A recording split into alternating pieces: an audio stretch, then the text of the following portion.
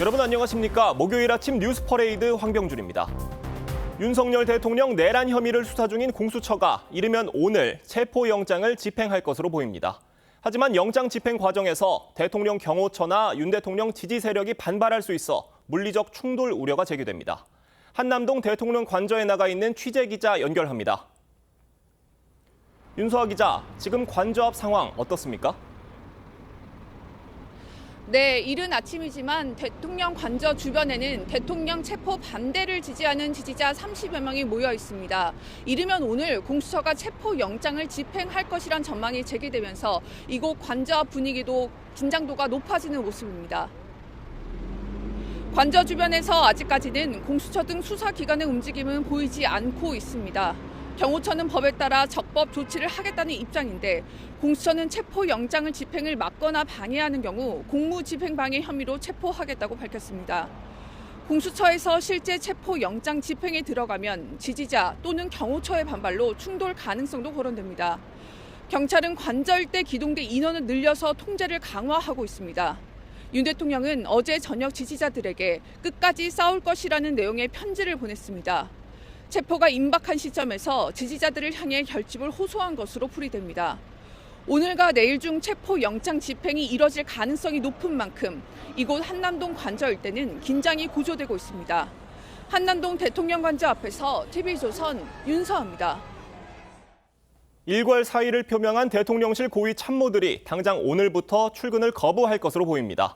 최상목 대통령 권한대행의 헌법재판관 2명 임명에 대한 항의 차원으로 풀이되는데 야당에선 윤석열 대통령 탄핵을 막아보겠다고 항명하는 거란 비판이 나왔습니다. 이태희 기자입니다.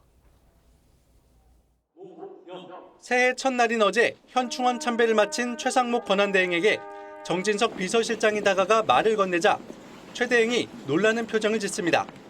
1시간쯤 뒤 대통령실은 비서실장 등 실장과 특보 수석 전원이 최 대행에게 사의를 표명했다고 발표했습니다.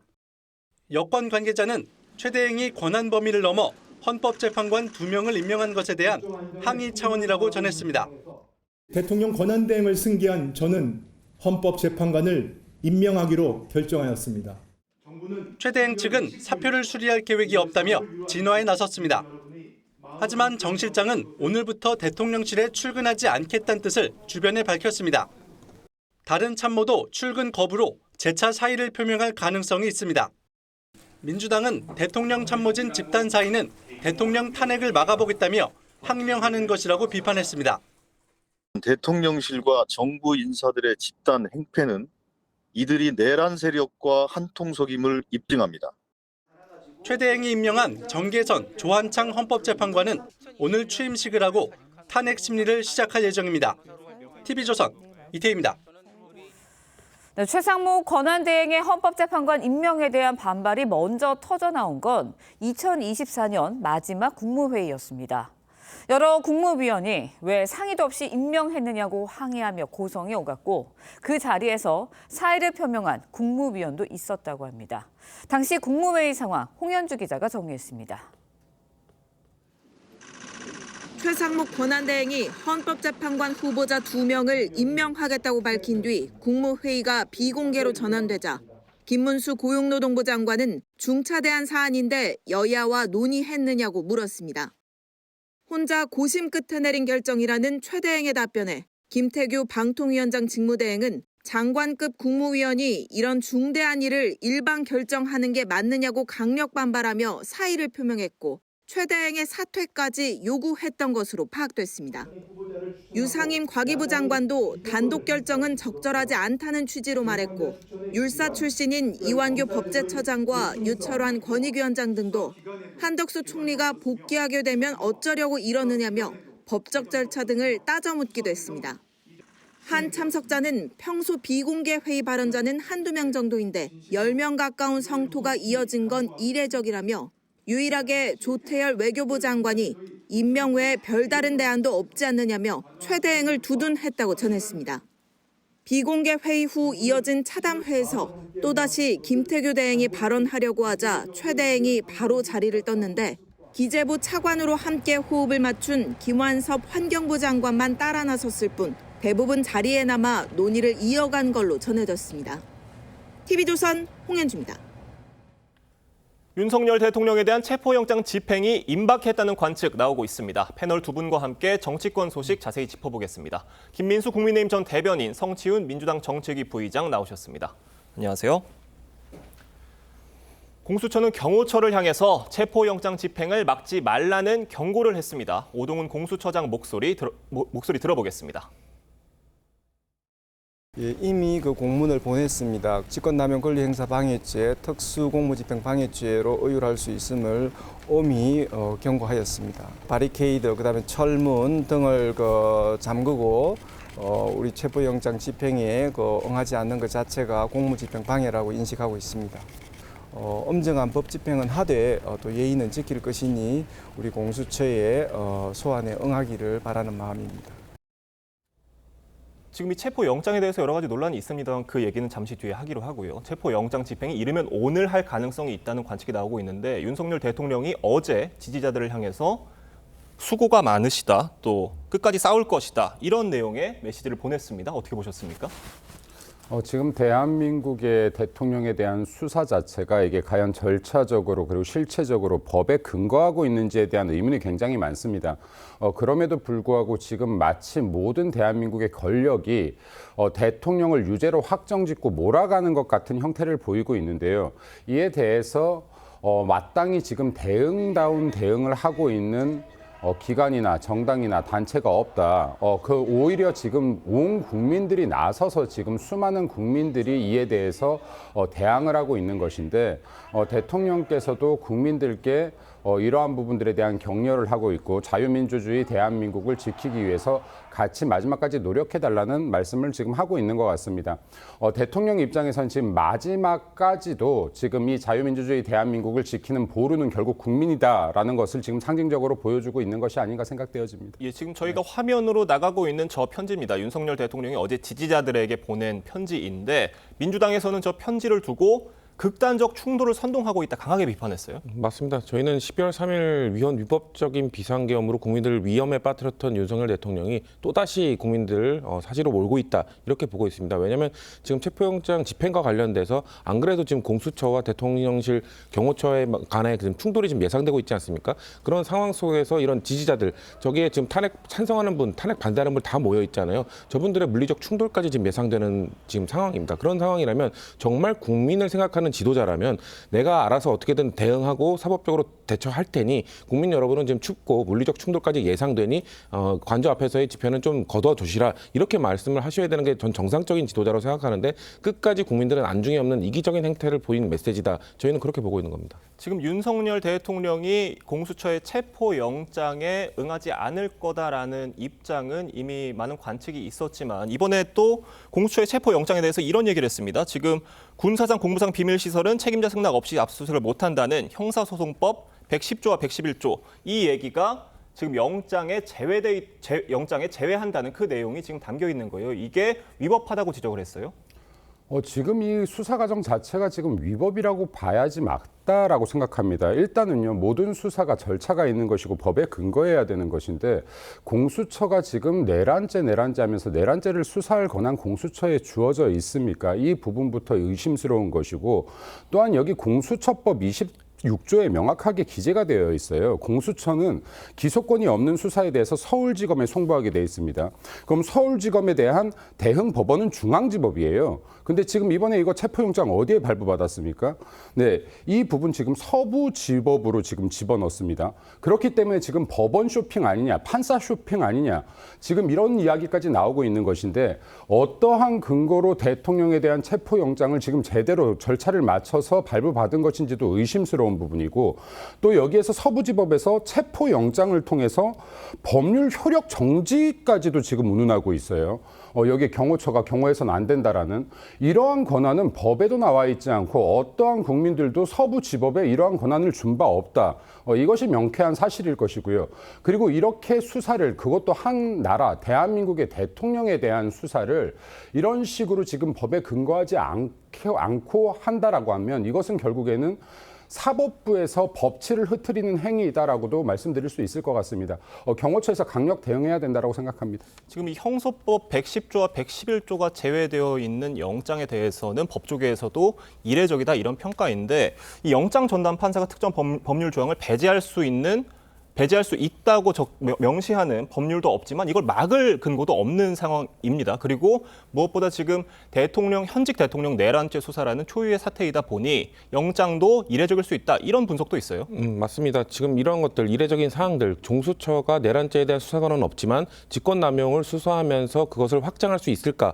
그거에 대한 판단도 사법부가 하는 것이고요. 3번이나 이 소환조사에 불응한 대통령에 대한 체포영장을 집행하는 과정에 있어서 뭔가 충돌 아니면 갈등을 예방하기 위해서 그런 효력정지를 말할 수 있는가. 그거에 대한 판단 여부 역시 사법부에 있는 것입니다. 지금 윤석열 대통령 측의 변호인이 계속해서 적법한 절차 이걸 강조하고 있는데 대한민국에서 법치주의 국가에서 적법한 절차라 함은 그것에 대한 권한을 부여받은 사법부의 판단을 존중하는 것입니다. 판사 한 명 한 명은 헌법기관입니다. 그 자체로. 그렇기 때문에 판사의 결정에 대해서 무슨 판사의 성향을 운운하면서 이것은 잘못된 판결이다라고 말을 하게 된다면 대한민국 어떤 국민이 사법부, 판사의 그 결정에 대해서 신뢰를 하겠습니까? 그렇기 때문에 저는 이 삼권 분립을 좀 해치는 그리고 사법부의 신뢰도를 저하시키는 매우 부적절한 반응이다 이렇게 저는 평가하고 있습니다.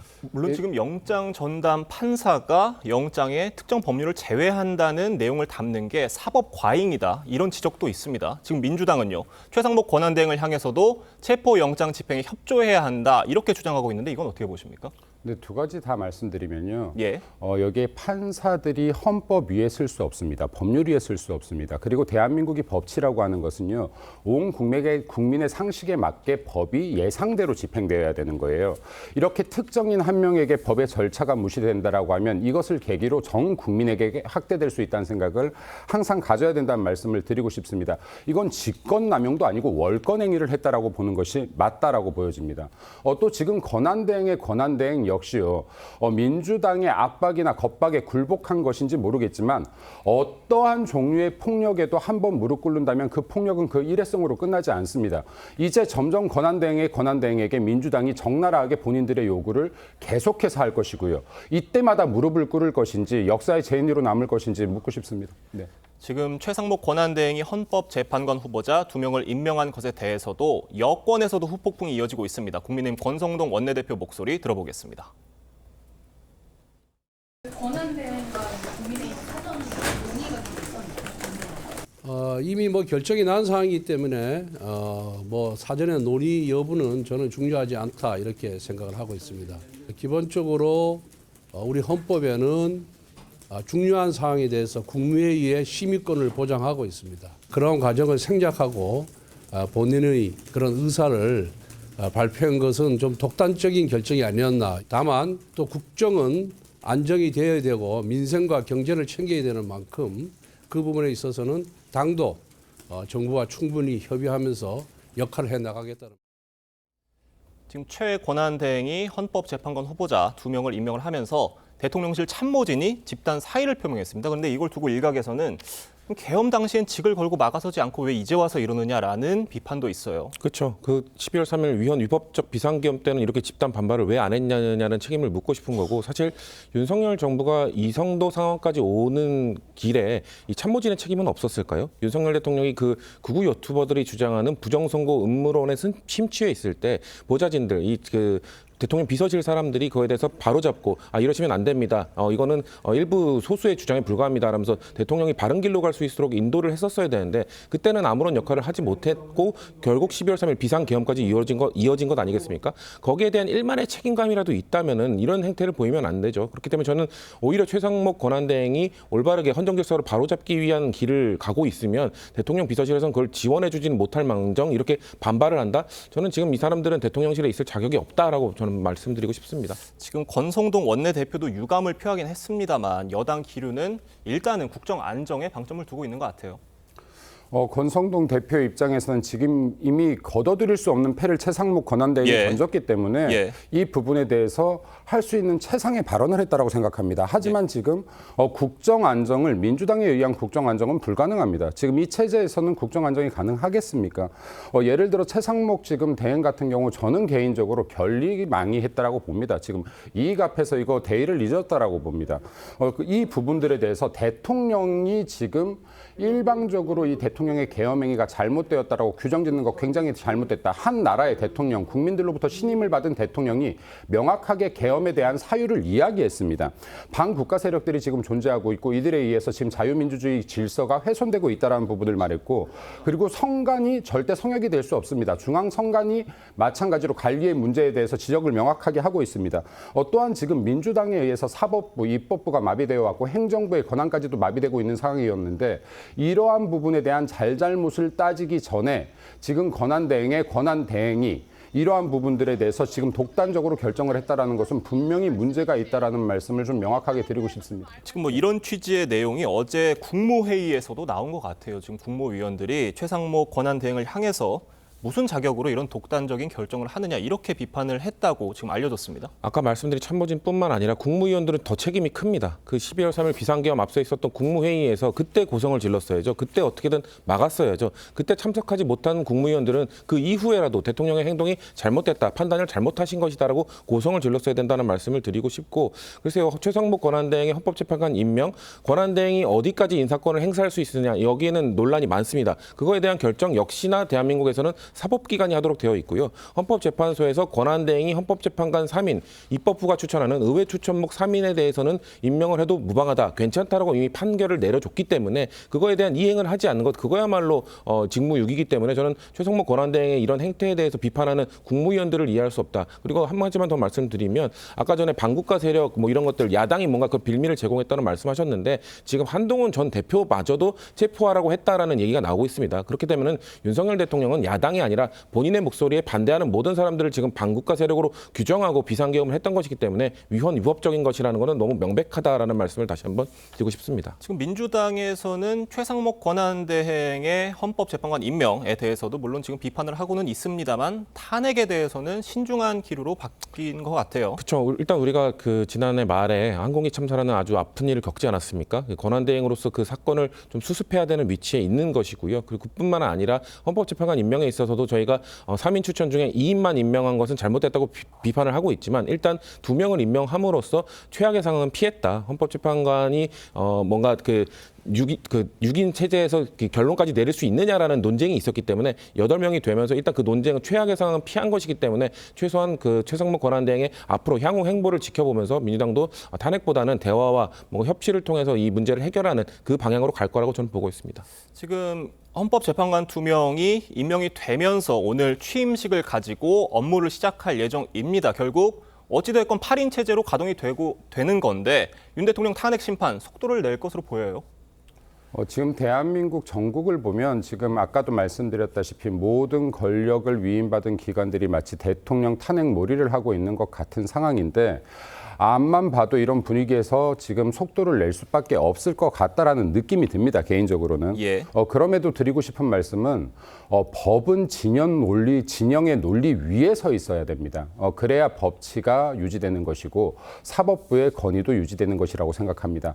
최후의 보루인 헌법재판관들께서 제대로 된 법리에 맞는 판단을 해주시기를 기대드리고 요청드립니다. 네. 지금 이 탄핵 심판의 어떤 시한처럼 분석이 되고 있는 게 오는 4월 18일입니다. 이때가 되면은 두 헌법재판관의 퇴임이 이루어지기 때문에 다시 그러면은 6인 체제가 돼서 지금 나오고 있는 정당성 논란이 다시 불거질 수밖에 없고 그래서 그 전에 탄핵 심리를 끝낼 것이다 이런 분석이에요. 그렇죠. 그렇게 보고 있죠. 근데 그 이전에 저희는 9인 체제가 일단 완성되어야 된다라고 계속 주장을 할 것이고요. 그렇기 때문에 그렇게 되면 4월 18일 이후에도 7인 체제가 될 수 있습니다. 사실 7인 체제, 6인 체제 이 헌법 헌법재판소가 윤석열 대통령의 탄핵 심판을 최대한 적은 인원이 할수록 유리해지는 거는 윤석열 대통령밖에 없습니다. 왜냐하면 9명이 할 경우에는 6명이 찬성하고 3명이 반대해도 인용이 되지만 6인 체제가 됐을 경우는 전원 찬성해야 되고 7인 체제가 되면 2명만 반대하더라도 그게 기각이 될 수 있기 때문에 그런 좀 연기되고 4월 18일 이후에 판결이 내려지길 원하는 건 윤석열 대통령 한 명뿐일 겁니다. 그렇기 때문에 저는 헌법재판소가 정해진 절차에 따라서 적법하게 좀 빠른 판결을 내리는 것이 필요하다고 보고 있는 입장입니다. 네, 다음으로 저희가 신년 여론조사 결과 한번 짚어보겠습니다. 동아일보에서 나온 차기 대선 후보 적합도 조사에서 민주당 이재명 대표가 39.5%로 오차 범위 밖 1위를 했습니다. 지금 나가고 있는 저 여론조사인데 홍준표 대구시장이 8.9%를 기록을 했고요. 오세훈 서울시장이 8.7%입니다. 어떻게 보셨습니까? 사실 이재명 대표 같은 경우는 본인의 그 사법 리스크를 제외하고는 이 야권 주자의 지위를 위협할 수 있는 요인이 보이지 않습니다. 그런 상황이기 때문에 사실 이재명 대표가 극복해야 되는 것은 이재명 자신일 뿐이다라는 얘기가 나오는 게 저 여론조사 결과에 오롯이 나타났다고 보고 있고요. 보수 진영 후보들 같은 경우는 지금 만약에 지금 이런 탄핵 전국 속에서 조기 대선이 치러질 경우에 윤석열 대통령의 비상계엄 그리고 탄핵에 관해서 어떤 입장을 가졌느냐가 저는 매우 중요한 바로미터가 될 거라고 보는데 그거에 대해서 명확한 입장을 보이고 있는 후보군이 보이지 않기 때문에 지금 보수 진영의 후보들이 지지부진한 것이다. 저는 그렇게 보고 있습니다. 물론 이게 여론조사입니다. 이 대표와 보수 진영 후보들의 가상 양자 대결 조사에서는 2배 이상 차이가 났는데 지금 이런 여론조사를 보고 지금 국민의힘에서는 참 여러 가지 고심이 있을 것 같아요. 일단 지금 그 여당의 대선 후보로 집약되고 있는 사람이 명확하게 없고요. 예. 그러니까 구심점이 아직 등장하지 않았다라는 부분이 있고 네. 민주당 이재명 대표의 지지율 결코 높지 않다라고 생각되어집니다. 예를 들어서 지난 총선 때의 지지율이나 지금 이 탄핵 전국 속에서 민주당발 탄핵 전국 속에서도 지지율이 큰 차이를 보이지 않는다라고 판단하고요. 개인적으로.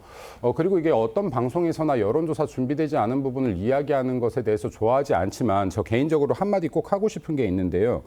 지난 28일, 29일 날 조원 CNI에서 진행했던 여론조사가 있습니다. 남녀 1,003명을 대상으로. 여기에는 지금 정당 지지도가 국민의힘 38.2%, 민주당 37.8%로 국민의힘이 이 정당 지지율을 앞선 여론조사가 최근에 있었습니다. 물론 이게 언론에 지금 공표되지 않았습니다. 이 이유를 정확히 모르겠습니다. 이 부분에 대해서도 잠시만요. 공표되지 않은 여론조사에 대해서는 저희가 언급을 할 수 없게 되어 있기 때문에 선관위에는 등록이 되어 있고 예. 그래서 이 부분에 대해서 지금 언론들에서 몇 군데 나왔습니다. 이게 왜 공표되지 않았는지에 대해서. 그래서 이러한 부분들도 좀 명확하게 좀 다루어졌으면 좋겠다라는 말씀도 좀 더불어 드리겠습니다. 네, 일단 알겠습니다. 지금 방금 저희가 살펴봤던 동아일보 여론조사에서 눈여겨볼 점이 이재명 대표가 지금 이 비상계엄 사태 이후에 탄핵 사태 속에서도 지지율이 과반을 넘지 못한 게 이 중도 확장성의 한계를 보이는 게 아니냐 이런 분석도 있어요. 이재명 대표가 중도 확장성을 좀 위해 노력을 해야 되는 부분은 있죠. 근데 지금 여론조사 결과를 보고 왜 50%가 넘지 못하느냐라는 비판은 너무 좀 과하지 않냐라는 말씀을 드리고 싶어요. 왜냐하면 제가 봤던 역대 이런 대선을 앞둔 여론조사에서 다자 대결에서도 그렇고 양자 대결에서도 그렇고 특정 후보가 과반을 그렇게 많이 넘는 경우는 전 본 적이 없습니다. 그렇기 때문에 이재명 대표가 다소 중도 확장성에 문제가 있다는 지적을 받을 수 있으나 이 정도의 결과를 두고도 이재명 대표가 역시 한계를 갖고 있다. 이렇게 보는 것은 좀 너무 과한 판단이다. 저는 그렇게 보고 싶습니다. 네, 알겠습니다. 지금 만약에 저희가 가정입니다만 조기 대선 상황이 온다면 보수 진영 주자들은 강성 지지층부터 중도층까지 잡아야 하는 상황에 놓인 셈입니다. 이 딜레마 어떻게 풀어갈 수 있을 것으로 보십니까? 보수에 대해서만 강성 지지층과 중도 지지층을 나누는 것 자체가 저는 딜레마라고 봅니다. 이거 자체가 민주당의 프레임에 지금 수십 년 동안 보수가 쌓여 있는 문제이다.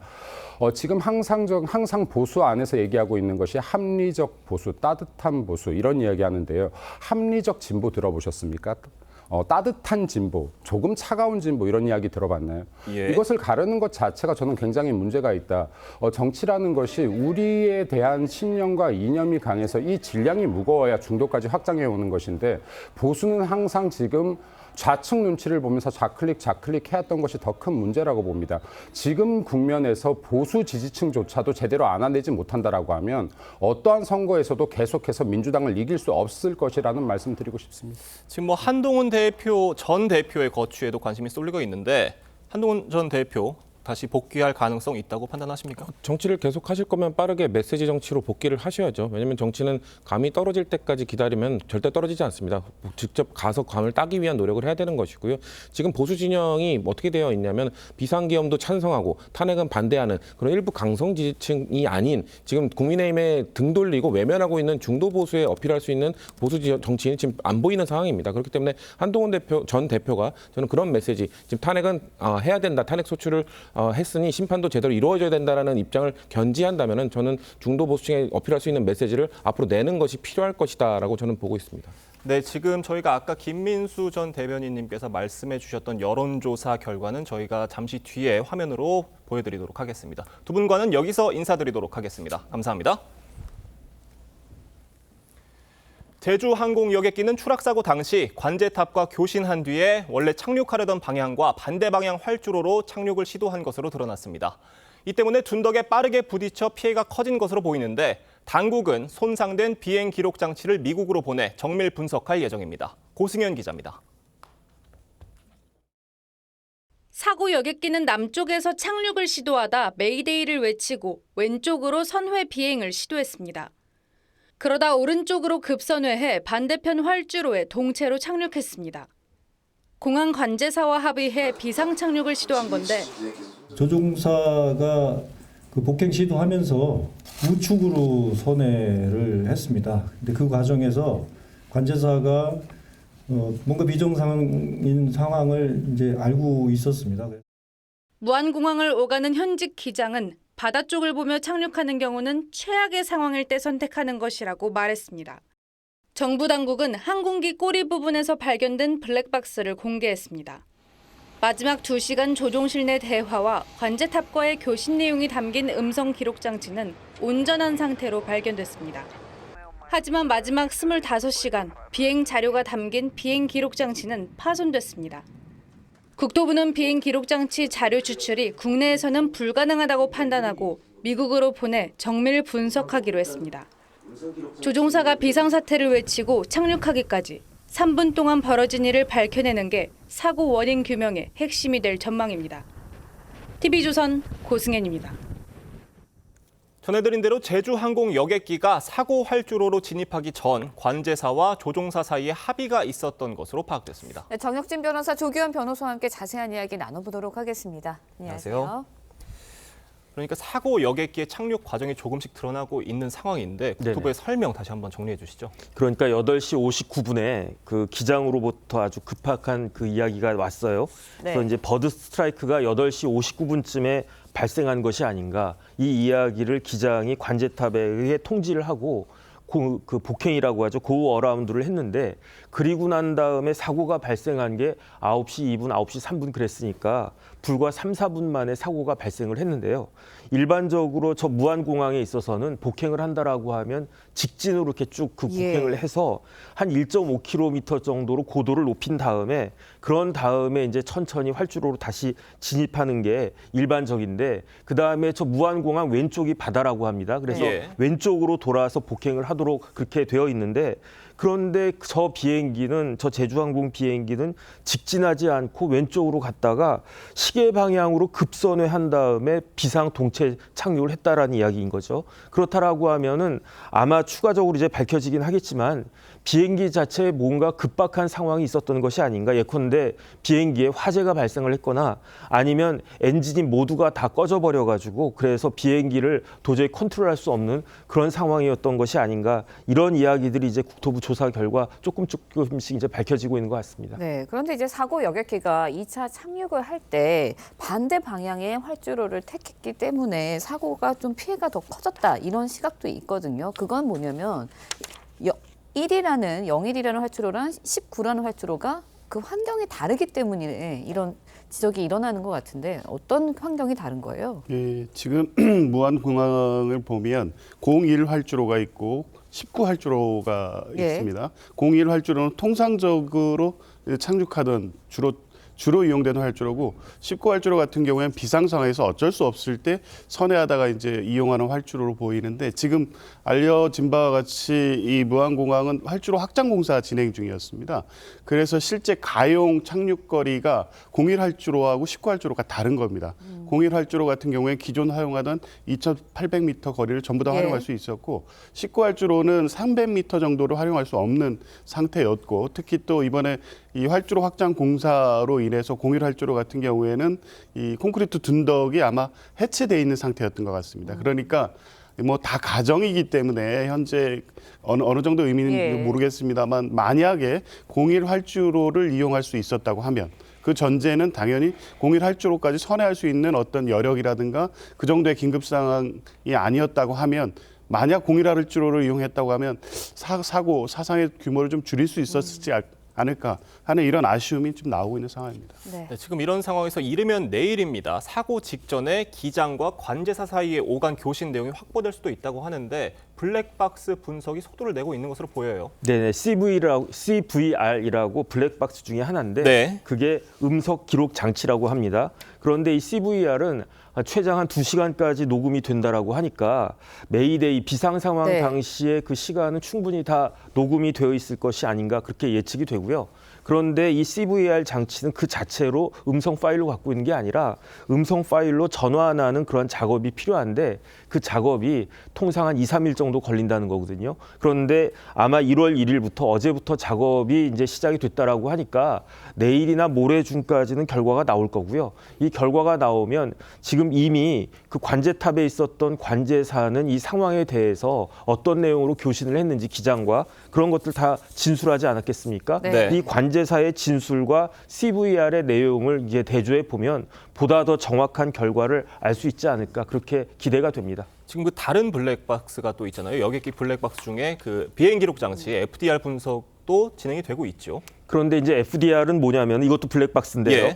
여기에는 비행 경로, 그다음에 비행 속도, 엔진 상태 이런 것들이 다 저장이 되어 있는데 그런데 문제는 뭐냐면 저게 이제 그 비상 착륙하는 과정에서 저 FDR에 커넥터가 유실이 됐대요. 망가졌대요. 그래서 이 커넥터를 고쳐야 되는데 그래서 이제 우리나라에서 뭐 다른 커넥터를 연결해 가지고 그 복구를 해볼까 하는 생각을 했었던 것 같은데 만약에 그렇게 하다가 데이터가 손실이 되면 그런 문제가 되지 않겠습니까? 그래서 시간이 조금 걸리더라도 미국에 가면은 NTSB라는 그 기관이 있는데 이게 미국의 국가교통안전위원회거든요. 여기서 가장 전문적으로 이 FDR을 보존할 수 있으니까 시간이 좀 걸리더라도 NTSB에 보내고 그러면 한 시간 한 1개월 정도 소요가 된다라고 하니까 그 정도 뒤에 보다 정확한 데이터를 얻을 수 있지 않을까 하는 생각이 듭니다. 네, 그런데 이번 사고의 원인으로 조류 충돌이 추정이 되고 있잖아요. 그런 상황에서 사고 발생 열흘 전에 무안공항 내부 회의에서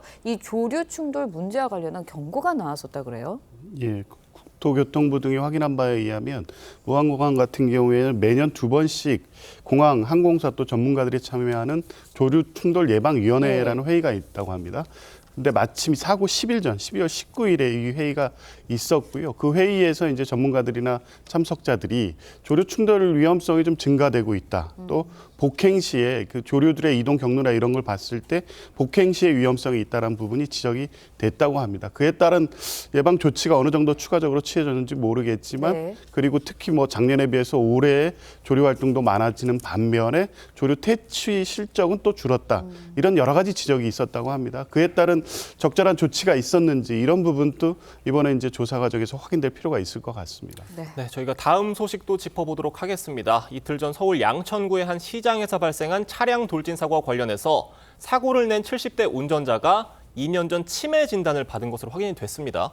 이 현행법상 치매 진단을 받은 사람도 운전을 할 수 있기는 하죠. 글쎄요. 근데 그 시장 차량 돌진 사고 운전사가 70대였다고 하지 않습니까? 70대면은 이제 공식적으로 65세가 넘어가면 이제 고령 고령인으로 그러니까 노인으로 인정이 되니까 70대라고 하면 이제 그 노인이신 거죠. 나이가 고령인 것도 문제가 될 수 있지만 더 중요한 건 뭐냐면 저 운전자가 치매 진단을 받았다는 거고요. 있어요. 더 문제는 뭐냐면 치매 진단 받으면 약을 먹어야 되지 않습니까? 예. 그런데 저분이 최근에는 약을 복용하지도 않은 그러한 상태였대요. 그래서 우리나라 도로교통법에 운전을 하면 안 되는 결격 사유를 이렇게 쫙 나열해 놓고 있는데 제가 그 도로교통법 82조 1항을 찾아보니까 치매로 인해서 정상적인 운전이 불가능하다라고 전문의가 인정하면 그러면 이제 운전 못하도록 그렇게 되어 있는데 예. 제 생각에는 저 운전자가 내가 치매인데 운전해도 되는지 여기에 대해서 그 전문의하고 상담도 안 하지 않았을까? 저는 그런 생각이 들고요.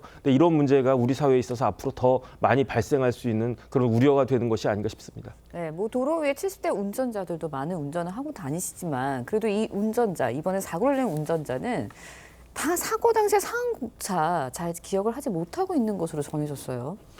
글쎄요, 그게 이제 사고의 충격으로 인한 건지 예. 또 진단된 치매가 원인인지는 모르겠지만 전체적으로 운전을 하게 된 경위 이런 부분에 대한 진술 또 사고 직전 상황에 대한 진술을 하고 있습니다.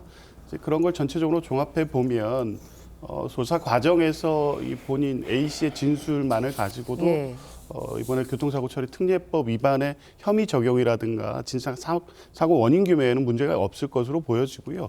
뭐 치매 진단이 있다고 해서 사실 운전면허 증을 강제로 회수하지는 않습니다. 예. 1차, 2차, 3차에 걸친 예. 확인 과정을 통해서 치매 진단이 있는 경우에도 최소한 운전할 수 있는 정도로 허용해 주기 때문에 치매 진단이 있다는 사정만으로 이번 사고의 책임이 면책되거나 하지는 않을 것 같습니다. 네. 지금 물론 이 사고 원인에 대해서 경찰 수사가 진행 중이고 원인이 꼭 치매 때문이라고 단정할 수는 없는 상황입니다만 지금 치매 환자가 운전하는 거를 다소 좀 자제를 하기 위해서는 대책이 필요할 수 있을 것 같은데 어떤 대책이 마련돼야겠습니까? 일단 우리나라는 초고령 사회로 진입을 했어요. 초고령 사회는 예. 전 국민의 20% 이상이 65세 이상이면 초고령 사회인데 예. 작년 2024년 말 현재 네. 우리나라가 이제 드디어 초고령 사회가 됐단 말이에요. 예. 2023년도 통계를 보면요.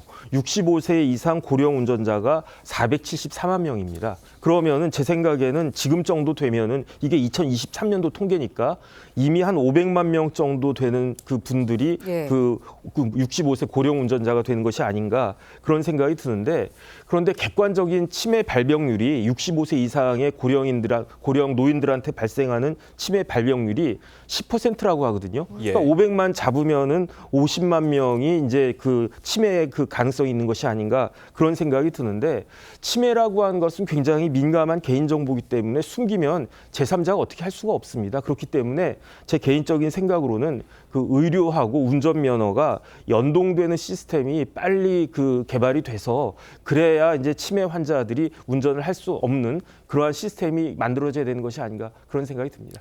네, 정혁진 변호사, 조기현 변호사와 얘기 나눴습니다. 두 분 말씀은 여기까지 듣겠습니다. 감사합니다. 고맙습니다.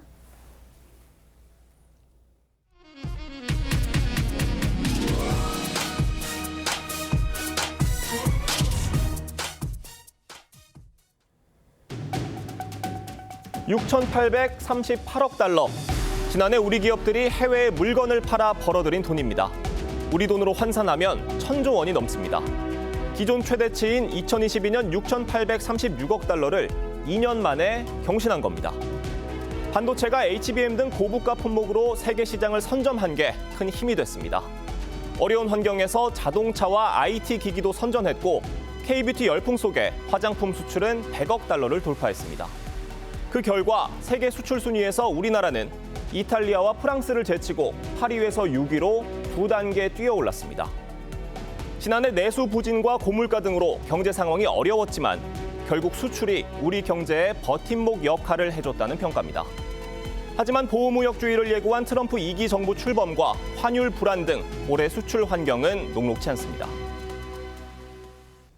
환율 안정이라든지 수출 시장 다변화, 미국과의 통상 협상 등을 통해서 좀 더 노력을 기울여야 할 것으로 생각합니다. 기업들은 신년사에서 혁신과 변화, 기술력으로 위기를 탈출하겠다고 밝혔습니다. 지난해 아쉽게 놓친 수출 7천억 달러 목표를 향한 기업들의 도전이 다시 시작됐습니다. 앵커 리포트였습니다. 네, 앞서 전해드린 것처럼 올 한 해 우리 경제 상황 어떻게 전개될지 석병원 이화여대 경제학과 부교수와 함께 자세히 짚어보도록 하겠습니다. 안녕하세요. 안녕하십니까? 네, 앞서 전해드렸지만 경기 침체 장기화 우려에도 다행이죠. 지난해 우리나라 수출액 역대 최고를 기록했습니다. 반도체가 일단은 견인을 했다. 이렇게 봐도 될까요? 예, 그렇습니다. 지난해 수출액이 전년보다 8.2% 증가해가지고요. 예. 6,838억 달러로 역대 최대치를 달성을 했습니다. 근데 역시 가장 중요한 요인은 반도체 수출에 있다고 보고 있습니다.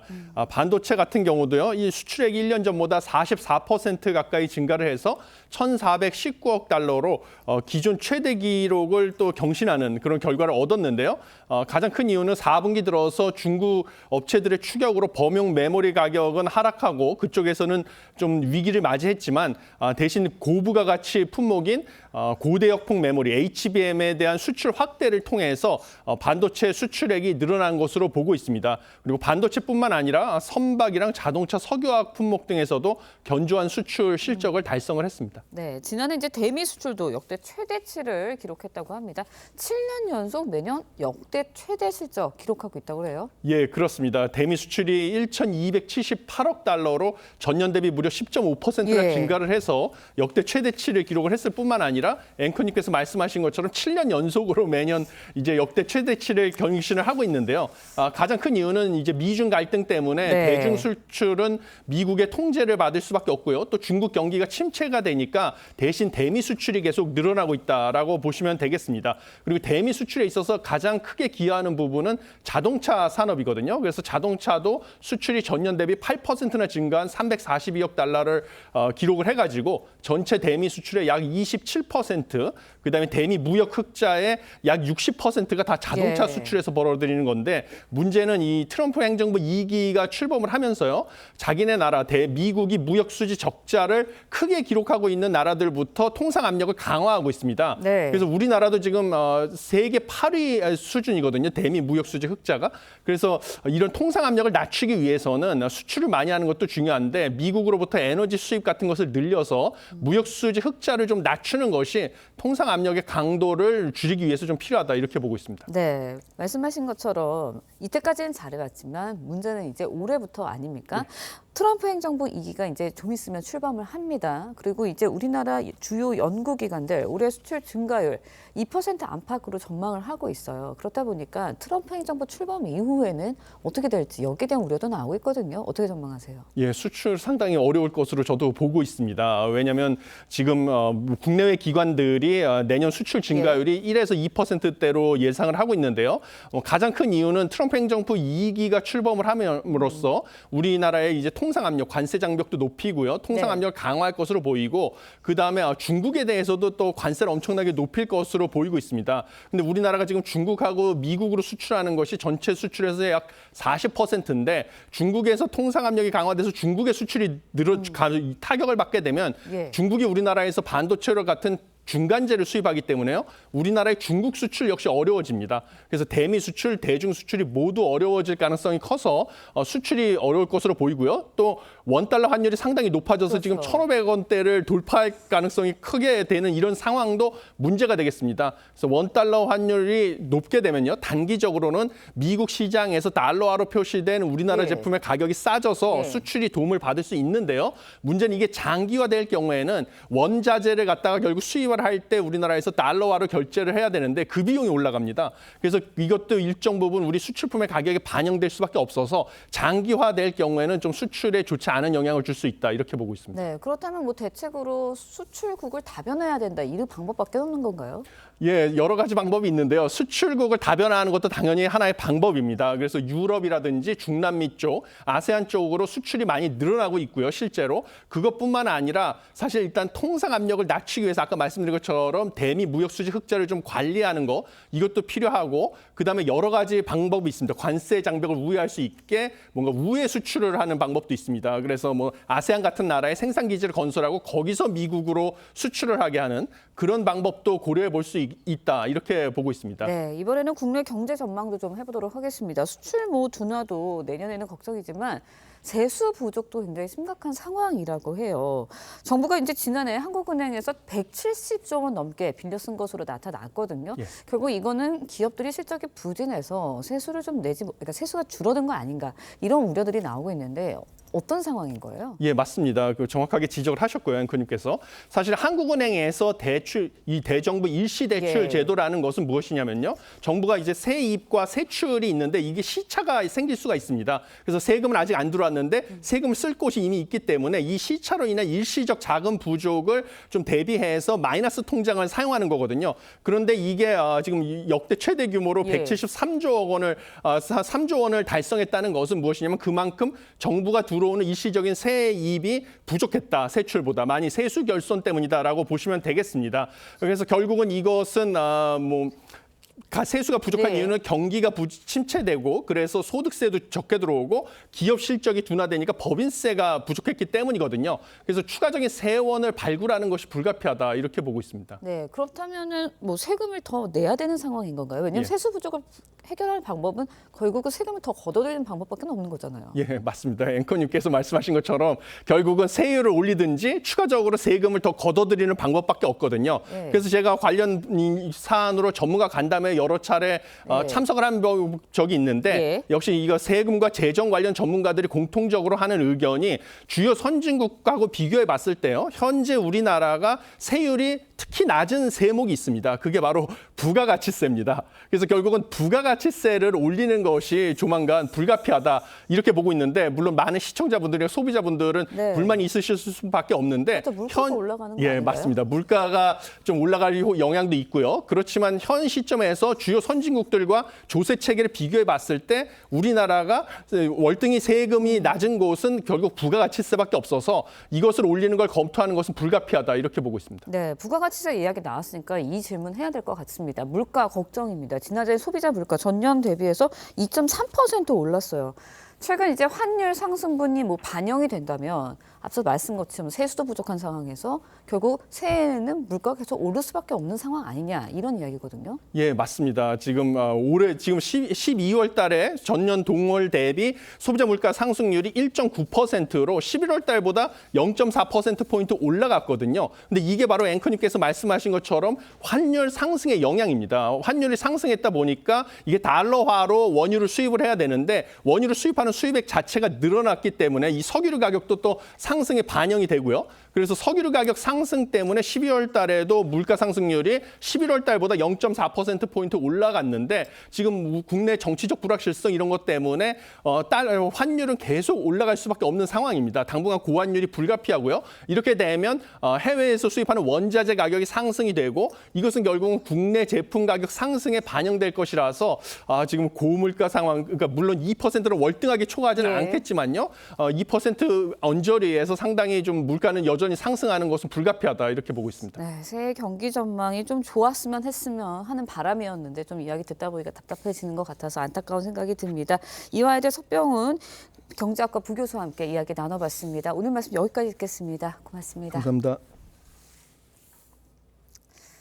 네, 새해 벽두부터 미국 뉴올리언스에서 차량 돌진 사건이 발생해 최소 10명이 숨지고 30명이 다쳤습니다. 범인은 퇴역 군인으로 경찰과 총격전도 벌어졌는데 차에서는 이슬람 극단주의 단체 IS 깃발이 발견됐습니다. 김자민 기자의 보도입니다. 번화가 골목마다 새해 첫날을 즐기려는 사람이 가득합니다. 갑자기 길 모퉁이에 모여있던 경찰 10여 명이 급히 뛰어가고 거리 곳곳엔 사람이 쓰러져 있습니다. 미국 뉴올리언스의 버번 스트리트에서 현지 시간 1일 새벽 3시쯤 트럭이 인파를 향해 돌진해 최소 10명이 숨지고 35명이 다쳤습니다. You just heard this squeal and the rev of an engine and then this huge loud impact and then the people screaming. 범인은 경찰과 총격전을 벌인 후 숨졌고 이 과정에서 경찰관 2명도 총에 맞아 다쳤습니다. 범인은 42살 퇴역 군인으로 텍사스 출신의 미국인으로 파악됐습니다. 차에선 이슬람 극단주의 단체 IS 깃발과 폭발물이 발견돼 FBI는 공범 가능성도 배제하지 않고 있습니다. An ISIS flag was located on the trailer hitch of the vehicle, and the FBI is working to determine the subject's potential associations and affiliations with terrorist organizations. 유럽 몬테네그로의 옛 수도인 체티네에선 45살 남성이 술집에서 총기를 난사해 어린이 2명을 포함해 최소 7명이 숨졌습니다. 남성은 술집에서 다툼이 벌어지자 집으로 가 총을 가져온 것으로 조사됐습니다. TV조선 김자민입니다. 렌즈에 담긴 순간 그 의미를 짚어보는 시간이죠. 사진 기자가 선택한 아침의 한 장입니다. 오늘은 조선일보 사진부 오종찬 기자와 함께합니다. 안녕하세요. 오늘 아침에 볼 사진은 어떤 건가요? 네, 어제 아침 제주도 한라산 백록담 앞으로 새해 첫 해가 떠오르는 장면입니다. 어제가 새해 첫날이었습니다. 무안공항 사고 여파로 대부분의 해맞이 행사가 취소됐는데요. 시민들은 차분하게 새해를 맞았습니다. 사진으로 만나보시죠. 이른 새벽 백록담을 찾은 등산객들은 멋진 새해 일출을 감상했습니다. 해맞이 행사는 없었지만 해운대 해수욕장에는 첫 해를 보려는 사람들로 가득했습니다. 올해는 여객기 사고 희생자를 추모하기 위해서 대부분의 해맞이 행사가 취소됐는데요. 모두가 차분한 분위기 속에서 일출을 바라보며 새해 첫 일출에 감동을 느꼈습니다. 어제는 그 어느 때보다 고요한 새해 첫날이었던 것 같습니다. 어제 전남 무안국제공항에는 하루 종일 많은 인파가 북적였다고요. 네, 해맞이 대신에 사고 희생자들을 생각하며 무안으로 달려간 사람들도 많았습니다. 추모객들이 무안국제공항 주변까지 길게 줄 서 있습니다. 합동 분향소를 찾아온 사람들로 600m 넘게 줄이 이어지기도 했는데요. 유가족과 추모객을 돕기 위해 새해 첫날 무안에는 1,500명의 봉사자가 모였다고 합니다. 따뜻한 마음으로 서로를 이해하고 베풀어주는 새해가 됐으면 하는 바람입니다. 지금까지 아침의 한 장이었습니다. 울산현 새해 첫 출근길 큰 추위는 없습니다. 오늘 아침 서울이 영하 2.5도로 평년 기온을 3도가량 웃돌고 있는데요. 내일 아침부터는 찬 공기가 내려오며 기온이 떨어지겠습니다. 현재 경기도 성남과 동해안을 중심으로는 건조주의보가 이어지고 있습니다. 오늘 바람도 다소 강하게 부는 곳이 있어서 화재 사고 나지 않도록 불씨 관리 잘해주시기 바랍니다. 오늘 전국 하늘은 대체로 맑겠습니다. 오늘 아침까지 경기 남부와 충청, 호남 지방에 짙은 안개가 끼겠습니다. 오늘 한낮 기온은 어제보다 1도에서 4도 정도 낮겠습니다. 서울과 청주가 6도, 대구 10도, 창원과 울산 11도 예상됩니다. 내일은 일부 서해안과 제주도에, 일요일에는 중부지방에 눈이나 비 소식 들어 있습니다. 날씨였습니다. 앞서 정치 토크에서 김민수 전 대변인이 언급한 정당 지지율은 지금 화면 그래픽에 나가는 여론조사를 근거로 발언을 했습니다. 사전 조율 없이 언급된 것임을 알려드립니다. 이상으로 목요일 뉴스 퍼레이드 마칩니다. 네, 저희는 내일 아침 7시 30분에 다시 찾아뵙겠습니다. 시청해주신 여러분 고맙습니다.